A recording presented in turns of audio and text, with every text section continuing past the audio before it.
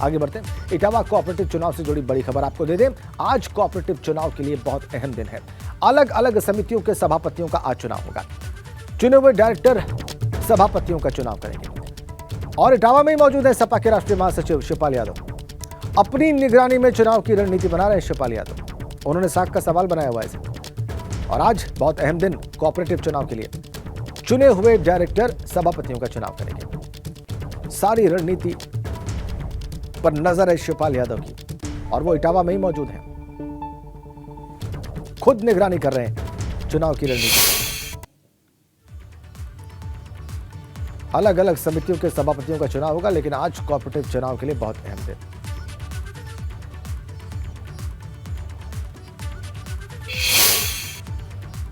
अगली खबर सीतापुर से। वहां पर रेउसा सीएससी की मरम्मत में अनियमितता पर भाजपा विधायक ज्ञान तिवारी का पारा 7वें आसमान पर जा पहुंचा। जब निर्माण कार्य में भाजपा विधायक ने गड़बड़ी पाई तो पहले मौके पर लोगों से छेनी और हथौड़े के जरिए निर्माण कार्य की गुणवत्ता परखी और इसके बाद खुद फावड़ा लेकर ईंटों को उखाड़ना शुरू कर दिया। ये देखिए कैसे ज्ञान तिवारी विधायक महोदय का नाम, और छेनी और हथौड़ी से उन्होंने पहले गुणवत्ता परखी और उसके बाद देखिए उसे उखाड़ना शुरू कर दिया। फावड़ा लेकर भाजपा विधायक ने ईंटों को उखाड़ डाला। गुस्से में आ गए इस निर्माण को देखकर, इसकी गुणवत्ता को देखकर, घटिया निर्माण को देखकर। विधायक महोदय को आप एक्शन में देख लीजिए। फावड़ा हाथ में लेकर उन्होंने इस निर्माण की पोल खोली। इधर प्रतापगढ़ से भाजपा सांसद संगम लाल गुप्ता के बिगड़े बोल सामने आए। भाजपा सांसद ने विपक्ष पर बहुत तीखा हमला बोला। उन्होंने विपक्ष को चोर कह डाला। साथ साथ कहा कि राहुल गांधी को मोदी, तेली और साहू समाज से माफी मांगनी चाहिए। भाजपा सांसद ने कहा कि कांग्रेसी न तो कोर्ट को मानते हैं और न ही कोर्ट के आदेश को मानते हैं। संगम लाल गुप्ता प्रतापगढ़ के एक गेस्ट हाउस में आनंदवन इंटर कॉलेज के वार्षिकोत्सव के कार्यक्रम में शामिल हुए।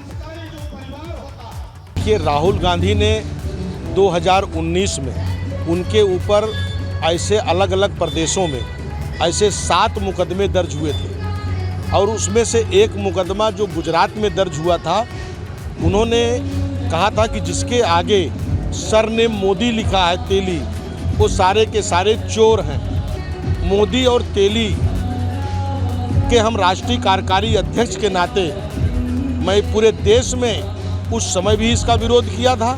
राहुल गांधी और कांग्रेस को ये तेली और साहू और मोदी समाज से इसको माफी मांगनी चाहिए।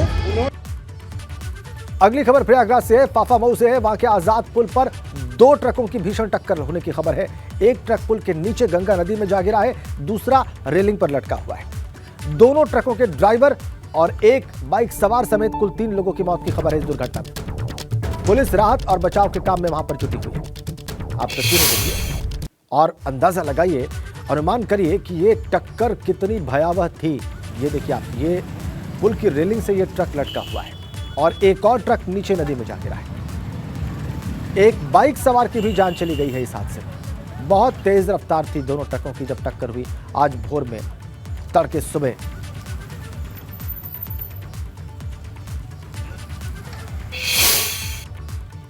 हादसा ग्रेटर नोएडा में भी हुआ है। ईस्टर्न पेरिफेरल हाईवे पर यह हादसा हुआ है और टक्कर के बाद ट्रक में भीषण आग लगने की खबर है। आग में जलकर ट्रक ड्राइवर की मौत की अफसोसनाक खबर भी मिल रही है। हादसे के बाद ट्रक के केबिन में यह ड्राइवर फंस गया था। जलकर इसकी अफसोसनाक मौत हुई है, दर्दनाक मौत। ग्रेटर नोएडा के ईस्टर्न पेरिफेरल हाईवे पर यह हादसा हुआ है। भीषण आग लग गई थी इस ट्रक में, इसके केबिन में ड्राइवर फंसा और जलकर उसकी दर्दनाक मौत। हादसे के बाद की तस्वीर आप देख रहे हैं। ट्रक की हालत देखकर आप अनुमान कर सकते हैं कि टक्कर कितनी जोरदार थी और इस हादसे में हुआ क्या। इसी ट्रक के केबिन में इसका ड्राइवर फंस के रह गया और आखिरकार उसकी मौत हो गई। जलकर आग में ड्राइवर की जान गई।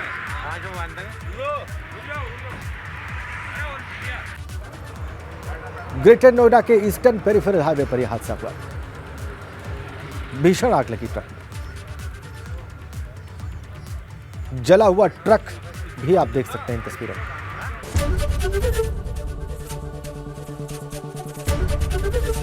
एबीपी गंगा, खबर आपकी, जुबान आपकी।